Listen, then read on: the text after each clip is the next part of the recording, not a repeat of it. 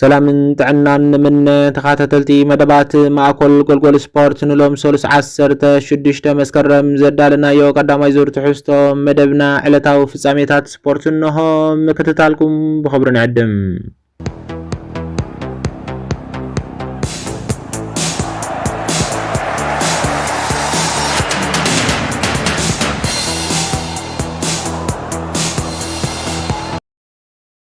انجليزاويت كلب ليفربول اب لعليا كفافالي كريستال بالاس ادام وارتن حقنيا تقداسنت ترئي كمزلا صبصابات حبيروم اتي انجليزاوي تصاوتايون كاب قالوت كحطالو زخلا كلبات نلعليم ناب ميدا انفيلد كغير كمزدقف اتي صبصاب يحبر قيحتي ابزمت كرامات ناي مقعاز توخلوم زلعالو كان تمثلا اورح طري كفتن ويحاسب مهلاوم جن ينقر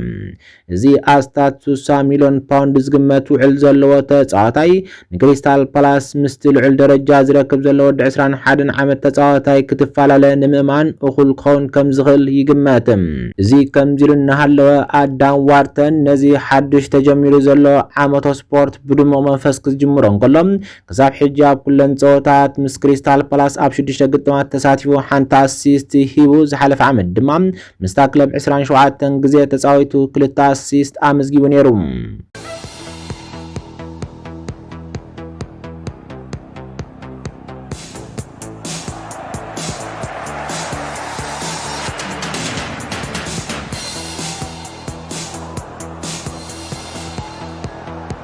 اسبانياوي اسلطاني ميكيل ارتيتا نتمريرنا تشامبيونز ليج اوروبا غعزو ن 146 عامታት ዝጸንሐ ትዝቢት ዋንጫ ከበቅዕ ቆሪጹ ተላዒል ምህላው ተዛሪቡም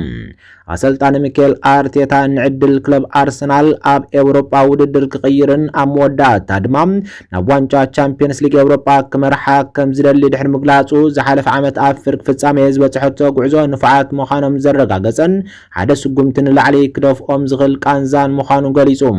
كم ذكر نايز حلف عمت غعزو ارسنال امودات انصار عوت كوينا زازمت باريس سنت جيرمان غطيما استسعرت لو صوتان سالساي غزيا نايفرك فصامي صوتا اكايدانيرام اتي اسلطاني اب سان ماميس انصار اتلتيكو بيلباو زغبرو صوتا كابادو كجمر كوان تخنم تمرتي كم استمهارغن اصنيعوم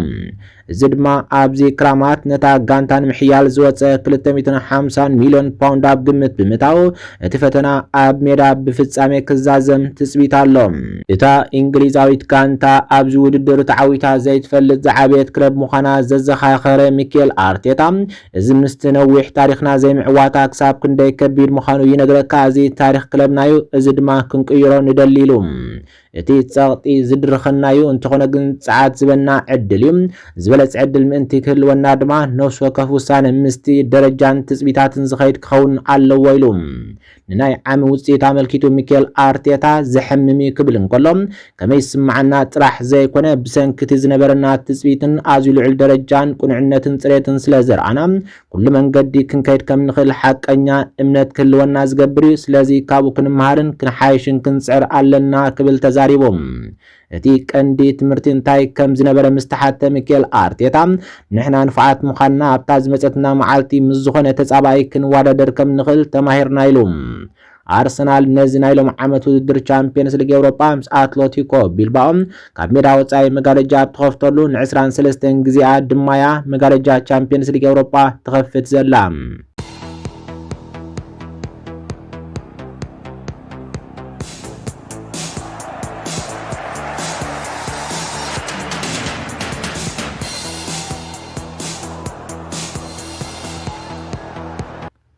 እንግሊዛዊት ክለብ ቸልሲ ቅድሚ ቀዳማይና ቻምፒየንስ ሊግ ኤውሮፓ ጾታ ንጉዳይ ስቲቫኦ ዊሊያም ዝምልከት ሓዱሽ ናይ ብቕዓት ሓበሬታ ኣውፅያ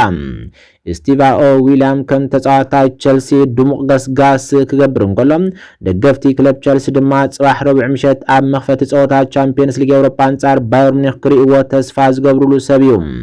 እዚ ናይ ክንፋት ቃይ ኣብ ዝሓለፈና ፕሪሚየር ሊግ ጾታ ቸልሲ አንጻር ብሬንትፎርድ ዘካየደቶ ግጥም ብዘይ ምስታፉ ኣብቲ ጽባሕ ረቡዕ ዝካየድ ጾታ ኩሉ ጥርጣሬ ፈጢሩ እዩ ይኹን እምበር ጋንታ ኤንዞ ማሬስካ ኣብ ዝመጽእ ጸወታ አንጻር ባየር ሙኒክ ህላወ ዝተጻወተ ብዝምልከት ኣወንታዊ ሓድሽ ሓበሬታ ኣውፅያ። እዚ ከምዚ ልንሃለወ ድሕሪት ኣብ ክለብ ቸልሲ ዘርእዮ ዘሎ ብቕዓት ስቲቭ ዊሊያን ካብ ገለ ተጻወቲ ቸልሲ ዝነበሩ ተጻወቲ ንኣዳ ክረክብ እንከሎ ጆን ኦቢ ሚኬል ሓዊሱ ነዚ ወዲ 18 ዓመት ተጻዋታይ ውድእ ተጻዋታይ ክብሉ ይገልጽዎም። ኣብዚ ሓለፈ እዋን ኣብ ኣህጉራዊ ግጥም ንሃገራዊት ጋንታ ብራዚል ቀዳሚት ሸቱ ከመዝግብ ድሕሪ ምዃኑ ርእሰ ምትምማን ናይ ተጻዋታይ ላዕሊ ደይቡ ከም ዘሎ ኣይከሓድን።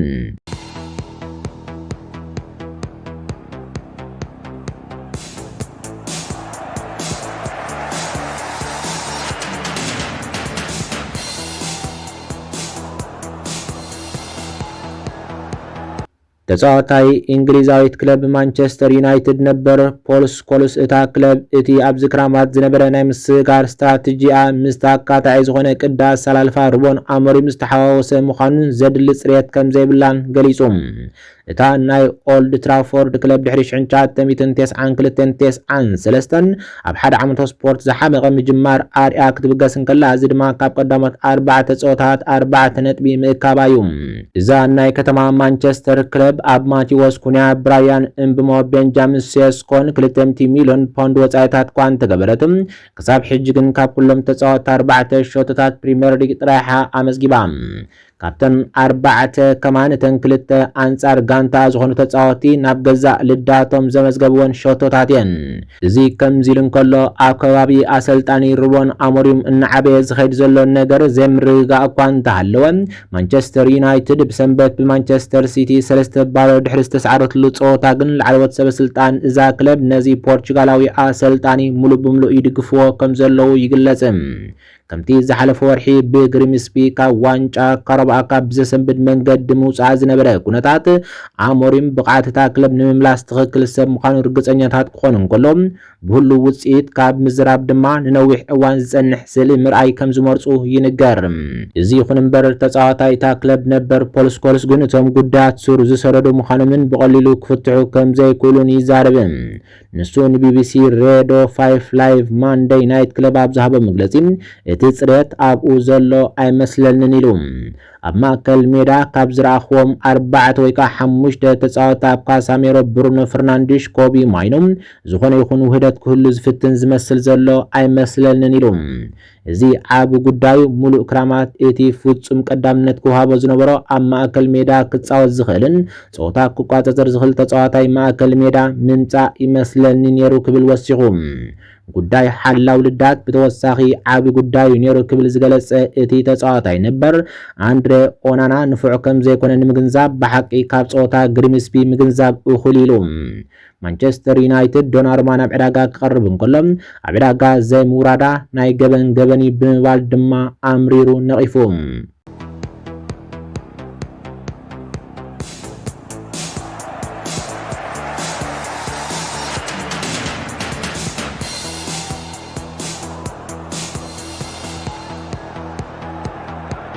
አርጀንቲናዊ ተኸላኻላይ አሮን አንሰልሚኖ ሎም ሰሉስ ክለቡ ቦርሻ ዶርትመንት አንጻር ጁቬንቱስ ንተካይዶ ናይ ቻምፒየንስ ሊግ ግጥም ካብ ጸወታ ክእሎ እንከሎ ፓስኳል ግሮስ እውን ኣጠራጣሪ ከም ዝኾነ ተገሊጹ።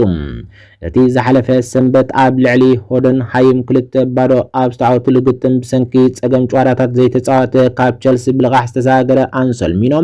ሙሉእ ብምሉእ ክምለስ ድልው ከም ዘይኮነ ይግለጽ። ኣሰልጣኒ ጀርመናዊት ክለብ ቦርሻ ዶርትመንት ዝኾነ ኒኮ ኮቫች ተማልሶኒ ኣብ ዝሃቦ ጋዜጣዊ መግለጺ ኣሮን ጽቡቕ ምዕባለ ኣርኢሎ፣ ንሕና ግን ኣብ ሜዳ ሚእታዊ ድልው ዝኾነ ሰብ ጥራሕ ኢና ንደሊሉ። ሎሚ ንሙሳን ቁሩብ ገምጋም ወሲድና ነርና፣ ኣብ መወዳእታ ድማ ምሳና ከም ዘይንወስዶ ወሲድና፣ ኣብ መወዳእታ ናይ ሶምን ንኽምለስ ገለ መዓልታት ተወሳኺ ክንቦ ዝሓሸይ ክብል ኮቫች ወሲኹ ገሊጹ። ዜካዚ ጀርመናዊ ተጻዋታይ እታ ክለብ ፓስካል ግሮስ ተማልሶኒ ብሰንኪ ሕማም ምስ ዝተረፉ ተጻዋቲ እታ ጋንታ ኣይተጓዓዘን። እንተኾነ ኣሰልጣኒ እታ ክለብ ኮቫች ተሳትፉ ሙሉእ ብምሉእ ኣይነፀጎን። ጽባሕ ክጽምበረና ይኽእል ይኸውን ዝበለ ኣሰልጣኒ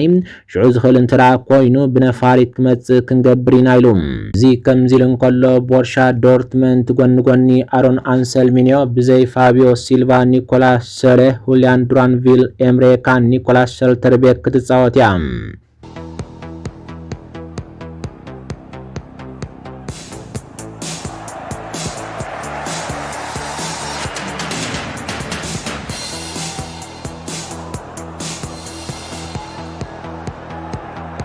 ኣብ መወዳእታ ኣብዚ ሰሙን ሎም ሰሉስ ጽባሕ ረቡዕ ዝመጽእ ሐሙስ ዝካየድ ጸወታት ቻምፒየንስ ሊግ ኤውሮጳ ስዒቡ ኣብዚ ዓመቶ ስፖርት ኣብዚ ዓብይ ውድድር ስሞም ሰማይ ክዕርጉ ዕድል ተዋሂቦም ዘሎ 10 ንኣሽቱ ተጻወትቲ ክንርኢ ኢና። ቀዳማይ ተጻዋታይ ክለብ ጁቬንቱስ ኣድዚች እዚ ወዲ 19 ዓመት ተጻዋታይ ኣብ ወርሒ ጥቅምቲ 2024 ንፍልማ ግዜ ምስ ጁቬንቱስ ዘካየዶ ጸወታ ድሕሪ ማርኮ ቪችኒች ንፍልማ እዋን ምስታ ክለብ ዝተሳተፈ ሞንቴኔግራዊ ተጻዋታይ ክኸውን ክኢሉ እዩ። ብዘካዚ ኣከፋፋሊ ሃገራዊት ጋንታ ሞንቴኔግሮ ዝኾነ ኣድዚች ኣብ 2024 ክለቡ ነበር ባድጎሪካ ወዲ 16 ዓመት እንከሎ ኣብ ቀዳማይ ዓመቱ ኣብ ዓዲ ዋንጫ ኣትሌቲክ ተዓትር ድሕሪ ምሕጋዙ ኣብ 2024 ድማ ብናይ 3 ዓመት ውዕል ናብ ጁቬንቱስ ተጸንቢሩ። ኣብ 2024-25 ምስ ጁቬንቱስ 9 ግዜ ዝተጻወተ ኣድዚች ሓደ ጸወታ ቻምፒየንስ ሊግ ኤውሮጳ ኣብ ዋንጫ ዓለም ክለባት ድማ ብ26 ሰነ ብማንቸስተር ሲቲ ኣብ ዝተሰዓረሉ ጸወታ ተጻዊቱ ነይሩ። እዚ ተጻዋታይ ድሮ ንሃገሩ ወኪሉ ኣብ ናይ መጀመርያ ጸወቱ ሾቶ ኣመዝጊቡሎ። ካልኣይ ተጻዋታይ ጁቤ ቤሊንግሃም ካብ ቦርሻ ዶርትመንድ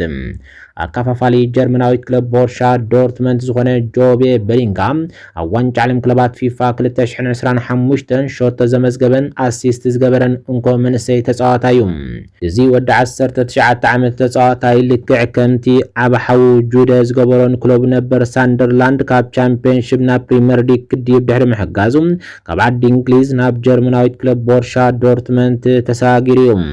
ነታ ጀርመናዊት ክለብ 27 ሚሊዮን ፓውንድ ዘኽፈላ ጁቤ ቤሊንግሃም ወላ እኳ ሓሊፉ ከም ናይ ማእከላት ቃዒንተ ተጻወተ ብዓብዩ እናተኸላኸለ ዘከፋፍል ተጻዋታይ እዩ። ብደረጃ ትሕቲ 21 ዓመት ንሃገራዊት ጋንታ እንግሊዝ ወኪሉ ዝጻወት ዘሎ ቤሊንግሃም ቻምፒየንስ ሊግ ኤውሮጳ ንምጽዋት ናብ ዓዱ ተመሊሱ ምስ ማንቸስተር ሲቲን ቶተንሃምን ክገጥም እዩ። ሳልሳይ ተስፉ ተጻዋታይ አርጀንቲናዊ ተጻዋታይ ክላውዲዮ ኢቼቨሪ ካብ ጀርመናዊት ክለብ ባየር ሌቨርኩዘን እዩ። ክላውዲዮ ኢቼቨሪ ኣብ ዋንጫ ዓለም ክለባት 2025 ብፍሪ ኪክ ሾት ከመዝግብ ምኻሉ ምስ ሊዮኔል ሜሲ፣ ሪስ ጄምስ፣ ጆን አሪያስ፣ ብራያን ጎንዛሌዝ ብቐጥታ ብቕላዕ መቕጻዕቲ ሾቶ ካብ ዘመዝገቡ 5 ተጻወትቲ ጥራሕ ክኸውን እንከሎ ካብቶም ከምኡ ዝገበሩ 5 ተጻወትቲ ድማ እቲ ዝነኣሰ ተጻዋታይ እዩ። እዚ ወዲ 19 ዓመት እናከፋፈለ ዘጥቃ አርጀንቲናዊ ተጻዋታይ ደገፍቲ ማንቸስተር ሲቲ ክላውዲዮ ኢቼቨሪ ኣብ ሓደ ዓመት ስፖርት ብልቓሕ ምስ ባየር ሌቨርኩዘን ግዜ ኣሕሊፉ ከመይ ከም ዝምለሶም ምርኣይ ትጽቢት ክህልዎም ግድን እዩ።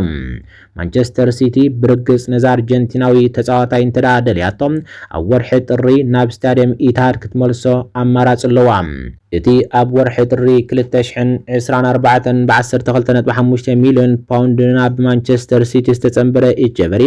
ንዝቐጸሉ 12 ኣዋርሕ ግን ብልቓሕ ናብ ሪቨር ፕሌት ተመሊሱ ግዜ ኣሕሊፉ እዩ። እቲ ራብዓይ ተስፉ ተጻዋታይ ሆላንዳዊ ተጻዋታይ ጀረል ሃቶ ካብ እንግሊዛዊት ክለብ ቸልሲ እዩ። ጀረል ሃቶ ዝሓለፈ ዓመት ኣብ ኤርዲቪዚ 6 ኣሲስት ክገብር እንከሎ ኣብቲ ውድድር ብሓደ ተኸላኻላይ ዝተገብረ ኣሃዝ ብሓባር ኣብ ካልኣይ ደረጃ ክሰርዖ ክኢሉ እዩ። ወዲ 19 ዓመት ሆላንዳዊ ተኸላኻላይ ጀረል ሃቶ ኣብ 19 ዓመት ዕድሚኡ ምስታ ክለብ ልዕሊ 120 ጸወታት ዝተጻወተ ተጻዋታይ ምዃኑ ይፍለጥ። ኣብ ሙሉእ ተኸላኻላይ ወይ ድማ ኣብ ማእከል ምክልኻል ክጻወት ዝኽእል ጀረል ሃቶ ኣብ 16 ዓመት ዕድሚኡ ንፈለማ ግዜ ምስ ኣያክስ ጸወታ ዘካየደ እዩ። ወዲ 17 ዓመት ጥራሕ እንከሎ ድማ ሓለቓ ጋንታ ኮይኑ ብምጽዋት ኣብ ኤውሮጳ ዝነኣሰ ሓለቓ ጋንታ ኣያክስ ኮይኑ ዝተጻወተ ተጻዋታይ ክኸውን በቂዑ እዩ። ብዘካዚ ዝሓለፈ ዓመት ብዘርኣዮ ብቕዓት ኣብ ወርሒ ነሓሰ ብ37 ሚሊዮን ፓውንድ ናብ ቸልሲ ቅድሚ ምጽምባሩ ኣብ ኤርዲቪዚ ዝበለጸ ተጻዋታይ ትሕቲ 21 ዓመት ተባሂሉ ክሽለም ክኢሉ እዩ። ዝኸበርኩም ተኸታተልቲ እቶም ዝስዕቡ 6 ንኣሽቱ ተጻወትቲ ድማ ኣብ ዝቕጽል መደብና ከብዚ ናይ ሎሚ ሰሪዕና ክነቕርቦም ኢና።